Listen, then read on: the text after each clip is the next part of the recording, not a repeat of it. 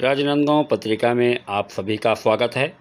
आप देख रहे हैं सीजीपीएससी में भ्रष्टाचार को लेकर भाजपाई आज करेंगे मुख्यमंत्री निवास का घेराव।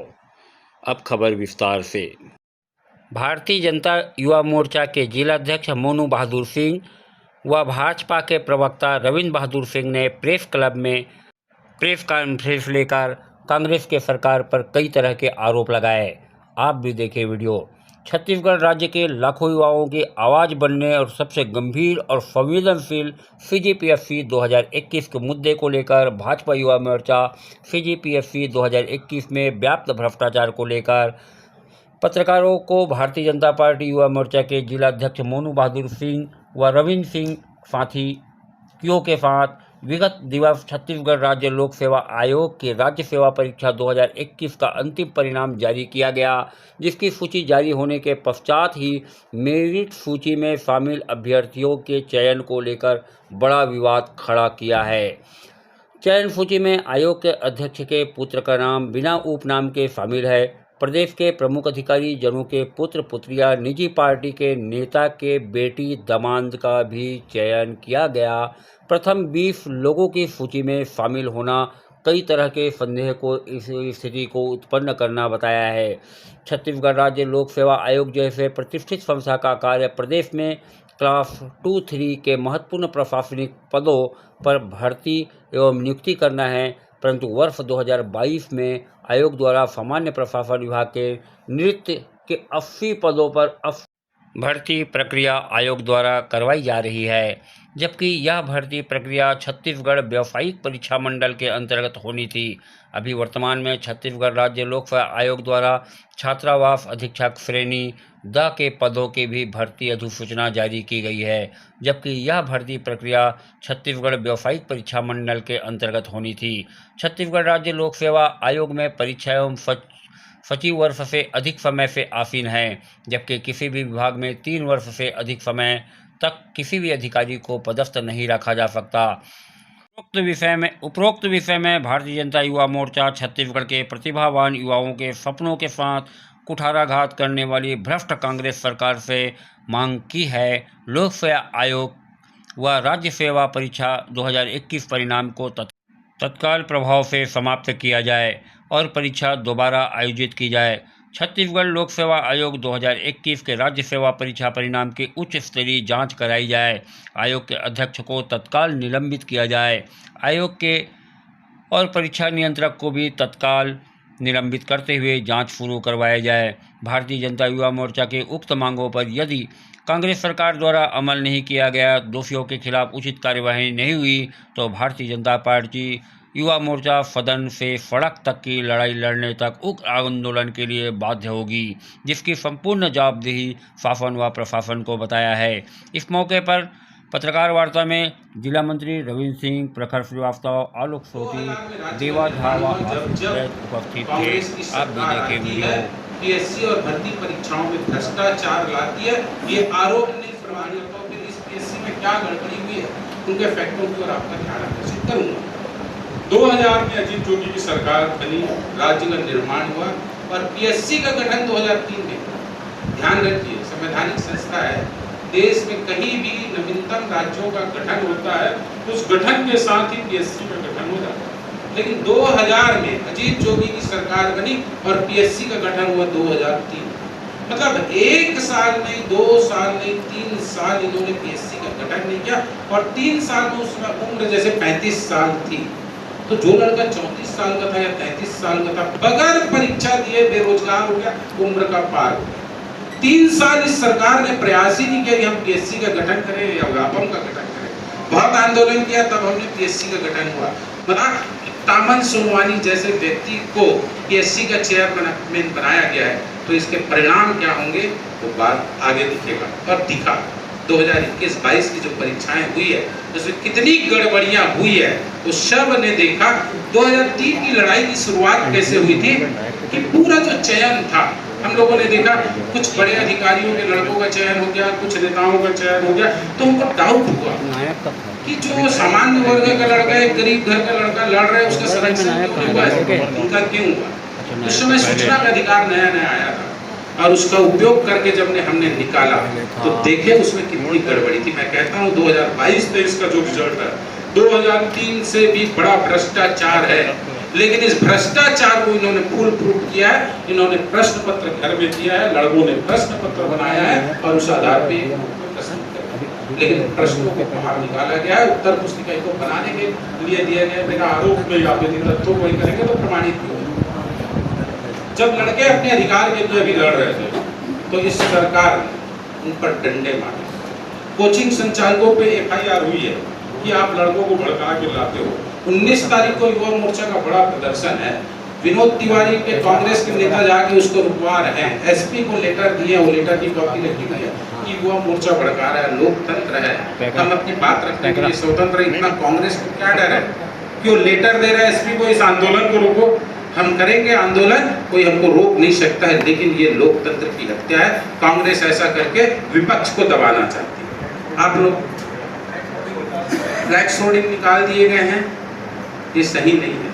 आप FIR भी करते हैं, आंदोलन भी नहीं करना देना चाहते हैं। और सबसे बड़ी बात, जब हम लड़ रहे थे 2003 पे, यदि कोई गलत खबर छप जाती थी तो PSC उसका, जब कोई हम आरोप लगाते थे तो उसका जवाब देती थी।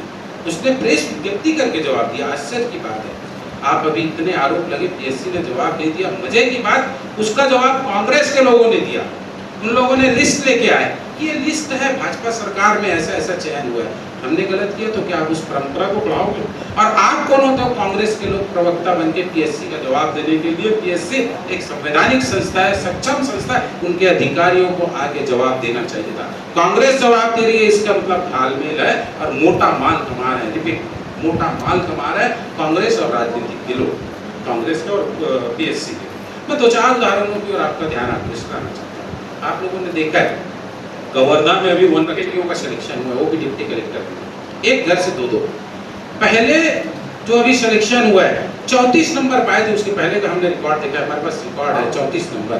और इस परीक्षा में उनको 135 मिला है, जहाँ कोचिंग संचालक के टीचर जो पढ़ा रहे हैं वो CSET में 80 नंबर पा रहे हैं। इतना कठिन पेपर है, 80 नंबर ना, और इनको 135-134 मिल रहे।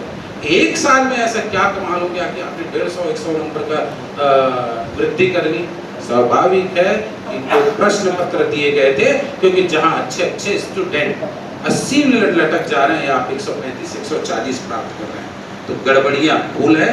प्रश्न पत्र बाहर निकाले गए थे, चेयरमैन के कम से कम 8 लोग सेलेक्ट हुए। मजे की बात है, 2019 का भी रिजल्ट देख लीजिए, 2020 का भी देख लीजिए, 2021 का भी देख लीजिए। जिनके जो रिश्तेदार हैं चेयरमैन के, उनके कभी भी पूरा नाम नहीं देखा है। रितेश सोनवानी नहीं देखा, ओनली रितेश देखा, बाकी के में सब में सरनेम लिखा है। ऐसा क्या रहस्य है कि आप क्यों छिपा रहे हो उसको? जब हमने देखा कि वो लड़का है जिसका सरनेम नहीं है, तो सोनवानी के रिश्तेदार निकलते हैं।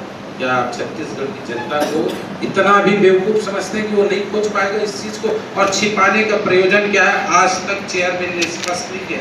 यदि मैं कोई परीक्षा फॉर्म भरता हूँ, मेरा नाम रविंद्र कुमार सिंह है, यदि मैंने रविंद्र सिंह लिख दिया तो रिजेक्ट कर देता है कि आपने कुमार नहीं लिखा है। जब हम इंटरव्यू देने आते हैं, हमारे मार्क्सिट में लिखा है कि आपके मार्क्सिट में रविंद्र कुमार सिंह लिखा, आपने रविंद्र सिंह लेके क्यों आया? तो उसका रिजल्ट जारी कर रहे हैं बगैर सरनेम के, और वो बगैर सरनेम के लोग चेयरमैन के रिश्तेदार निकल जा रहे हैं। क्यों है? इसका जवाब PSC को देना चाहिए, आप लोगों के माध्यम से हम मांगते हैं। एक और महत्वपूर्ण बात, अभी वन रक्षक की जो रिजल्ट आया, एक लड़का है पांडे, 3 दिन पहले लड़कों ने डाल दिया इसका सिलेक्शन हो रहा है, क्योंकि वो लड़का चीख के कह रहा था मैंने 40 लाख दिया, 40 लाख दिया। 3 दिन पहले मैं स्क्रीनशॉट दे दूंगा, डाला गया ग्रुप में, ये लड़के का सिलेक्शन हो रहा है। जब परिणाम जारी हुए तो उस लड़के का नाम, क्योंकि वो रात को चीखता था मैंने 40 दे दिया मेरा सिलेक्शन, और 3 दिन पहले यदि बोलने के बाद उसका सिलेक्शन होता तो संयोग मात्र नहीं होता, ये षड्यंत्र, और षड्यंत्र के हिस्सेदार पूरी सरकार, PSC, व्यापम सब कुछ है। चौथी पांचवी बात, अभी पब्लिक सर्विस कमीशन ने निविदा निकाला आंसरशिप को और रिकॉर्डों को नष्ट करने का। आप सभी मित्र मीडिया के बहुत अच्छे से जानते हैं, आप लोग सूचना के अधिकारों का भी भरपूर उपयोग करते हैं। वहाँ डाटा 20 साल तक संरक्षित रखना है, आप 20 साल का डाटा ले सकते हैं। आयोग को ऐसी क्या हड़बड़ी है कि 1-2 साल पहले जो परीक्षाएं हुई हैं उनके डाटा को नष्ट करने के लिए निविदा निकाला? कल यदि 5 साल बाद मैं कोई आंसर शीट मांगू तो आप तो बोलोगे नष्ट हो गया। इतनी हड़बड़ी क्या है, इतनी तड़बड़ी क्या है? 20 साल तक आप डाटा रखिए ना। तो ये नष्ट करना भी इनका षड्यंत्र का एक हिस्सा दिखता है।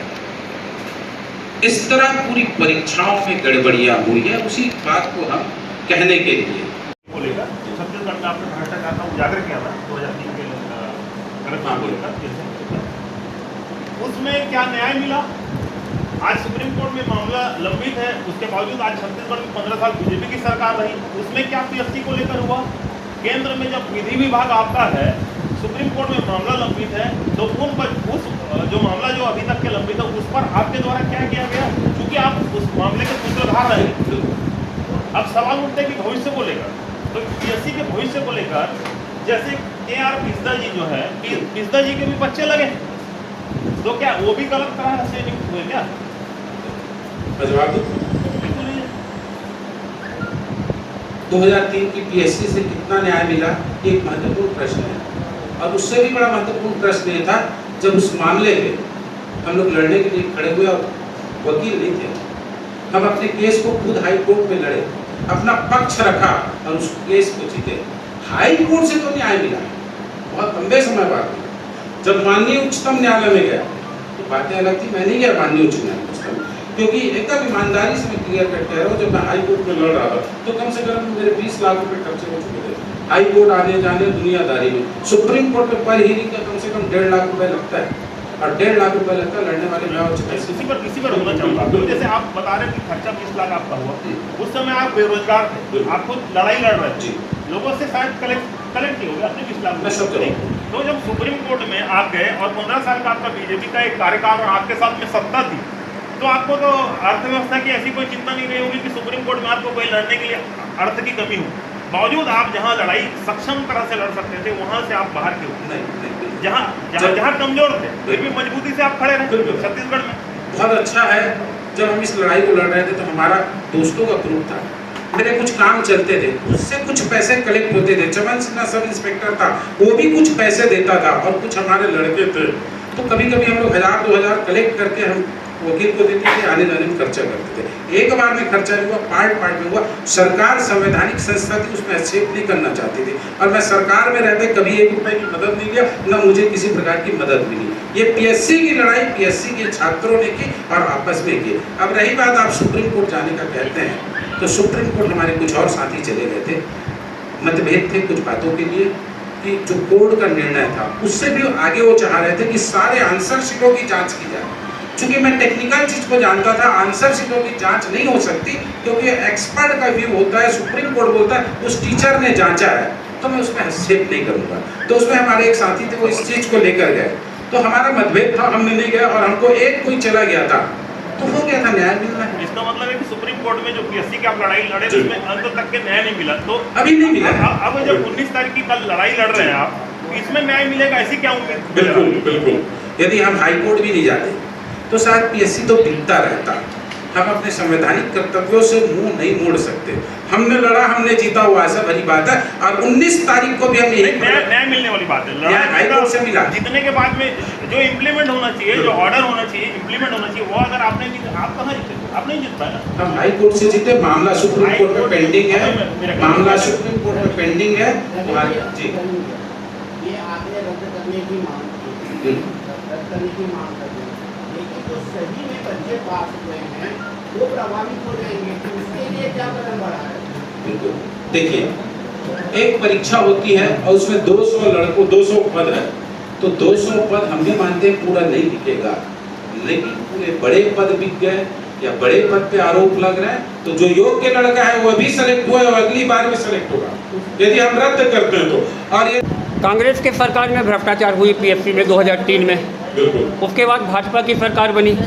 चूँकि पीएससी एक राज्य की प्रशासनिक संस्था है, राज्य का कंट्रोल रहता है, ऐसा क्या कारण था कि भ्रष्टाचार के आरोप लगने के बाद वो 200 भ्रष्ट अधिकारी 15 साल भाजपा के सरकार में कार्य करते रहे? पहली बात तो पीएससी पर राज्य सरकार का नियंत्रण इतना ही है कि वो सचिवों की नियुक्ति करता है, परीक्षा नियंत्रकों की नियुक्ति करता है, अधिकारियों की नियुक्ति करता है, लेकिन एक बार नियुक्ति होने के बाद वो संवैधानिक संस्था, स्वतंत्र संस्था है, उसके क्रियाकलापों पे राज्य सरकार नियंत्रण नहीं कर सकती। हाँ, उस पर जांच बैठा सकती है, और डॉक्टर रमन सिंह की सरकार ने यही किया कि सिंगल लाइन कैबिनेट की बैठक अशोक दरबारी पर जब हुआ तो देश का पहला था, भाजपा सरकार ने इस काम को किया है, जो देश में इसके पहले नहीं हुआ था। तो जो उसके हाथ में है उसको तो कर सकती है। 15 साल सरकार रही भाजपा की, भाजपा ने वो भ्रष्ट अधिकारियों के माध्यम से ही सरकार चलाया। ऐसा क्या कारण था कि भाजपा भ्रष्ट अधिकारियों के बलबूते सरकार चलाया? मैं स्पष्ट कर देता हूँ, 2003 की पीएससी थी, 2003 में हम कोर्ट नहीं गए, 2006 में गए, क्योंकि 2005 में रिजल्ट आया, और उसका हाई कोर्ट का जो निर्णय आया 2016 में आया, और 2006 से 2016 तक मामला हाई कोर्ट में था, तो उसमें राज्य सरकार हस्तक्षेप नहीं कर सकती थी। रही बात जो भ्रष्ट अधिकारी जिनको बोल रहे हैं कार्य कर रहे हैं, वो हाई कोर्ट के निर्णय से बाधित थे, और अभी भी उच्चतम न्यायालय में हाई कोर्ट के निर्णय से बाधित है। हाई कोर्ट, सुप्रीम कोर्ट ने उनको आईएएस अवार्ड देते हुए लिखा है कि जिस दिन आपको जांच पूरी होगी आपको हटना पड़ेगा। 2016 में हाई कोर्ट ने डिसीजन दे दिया। 2016 में हाई कोर्ट के डिसीजन के बाद सरकार एक्शन ले सकता था, लेकिन वो भ्रष्ट अधिकारियों को सुप्रीम कोर्ट जाने का पूरा मौका दिया। क्या कारण था भाजपा भ्रष्ट अधिकारियों को संरक्षण दिया? मैं आपकी बात का इस बात का खंडन करता हूँ कि भाजपा ने भ्रष्ट अधिकारियों के समर्थन किया, सुप्रीम कोर्ट में सरकार बचाने के लिए नहीं गई। 2003 के पीएससी के परीक्षार्थियों के साथ जो हुआ, उनके विरुद्ध सुप्रीम कोर्ट भाजपा सरकार नहीं गई थी, लेकिन उनको बचाना होता तो सरकार वहां जाती। वैसा नहीं बोला मैं। 2016 में हाई कोर्ट का डिसीजन आ गया। ठीक है, सरकार चाहता तो सारे अधिकारियों को होल्ड किया जा सकता था, ठीक है, परंतु हाई कोर्ट के डिसीजन के बाद भी तुरंत मैं जवाब दे देता हूँ हेमराज जी। अभी वाली लड़ाई को ऐसा कैसे लड़ोगे कि 20 साल न लगे? एकदम राइट बात है। संविधान में जो उच्चतम न्यायालय, उच्च न्यायालय की प्रक्रिया है, उसके अधिकार है, उसके कर्तव्य है, उसको मैं परिवर्तित नहीं कर सकता। कोर्ट का यदि मामला 20 साल चलता है तो उसमें दोष हमारा नहीं। अभी वाला लड़ाई को कैसे लड़ोगे वो बताओ। रोड पे लड़ रहे हैं, इसलिए रोड पे लड़ रहे हैं, सरकार पे दबाव डाल रहे हैं, सरकार को हम दिखा रहे हैं, और ये कोर्ट में हम नहीं जा सकते। भारतीय जनता पार्टी के वो होने के नाते कार्यकर्ता, इसको कोर्ट में वही जाएगा जो परीक्षार्थी है, क्योंकि पीएससी के विरुद्ध, भर्ती परीक्षाओं के विरुद्ध पीआईएल नहीं लगता है, ओनली रिट पिटीशन लगता है, और रिट पिटीशन में वही जाता है जो हिस्सा पीड़ित पर। वो तो न्यायालयीन हो गया। आप क्योंकि मामला चूंकि पार्टी की तरफ सुप्रीम कोर्ट, हाई कोर्ट का जज नहीं हूं, जब मैं बोलूं टाइम फ्रेम में हो जाए। चूंकि पार्टी की तरफ से उठा रहे हो, तो अभी वाली लड़ाई को कैसे लड़ोगे कि 20 साल न लगे? वही कह रहे हैं। क्या करोगे? तोड़ोगे, फोड़ोगे, मारोगे, क्या करोगे? हमारी मांगे हैं, हम मुख्यमंत्री आवास का घेराव कर रहे हैं, सीबीआई जांच की मांग कर रहे हैं, दामन सुलेमानी के कार्यकाल की पूरी जांच की मांग कर रहे हैं। कोर्ट में जो होगा लड़के जाएंगे, उसको रोक नहीं सकते। 22 तारीख को गृह मंत्री जी भी आ रहे हैं, उनसे भी अवगत कराएंगे। एक प्रश्न जो दिमागर से मैं पूछा था, दिमाग से उतर गया था कि केंद्र में ये नहीं किया, तो विधि मंत्री कहाँ से लाए?